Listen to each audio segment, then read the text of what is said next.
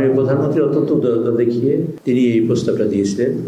তো এই ব্যাপারে আমরা এখনো পজিটিভ কোনো রেসপন্স পাইনি। রেসপন্স পেলে সেই অনুযায়ী ব্যবস্থা করব।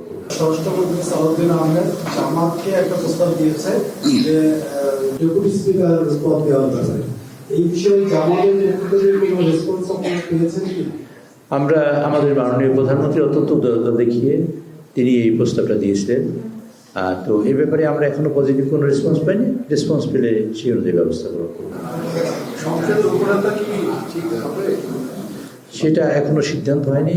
আমাদের সংসদের উচ্চ পর্যায়ের নেতৃবৃন্দ এবং আমাদের মাননীয় নেতা তিনি সিদ্ধান্ত নেবেন সংসদের উপরে থেকে, মানে হবেন কি হবেন। অর্ডিন্যান্সের জন্য বিশেষ কমিটি করতে হবে।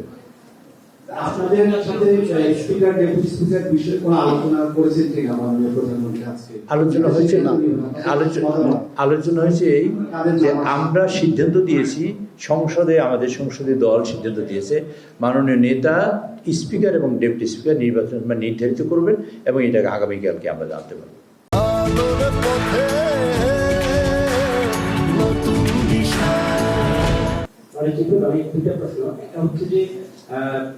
জাতীয় সমাজের সংবিধান সংস্কার পরিষদ গঠনের একটা বিষয় ছিল, যদিও আপনারা সেই শপথটা নেননি, সেটা ভবিষ্যৎ কি এক? আর আপনি বলছেন যে এইভাবে বলি, তারপরে আবার কয়েকটা বলি। জুলাই সনদের ব্যাপারে আমরা আমাদের মানে বক্তব্য অত্যন্ত স্পষ্ট। আমরা শপথ নেইনি।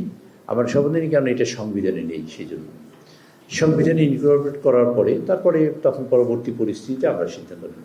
আর কি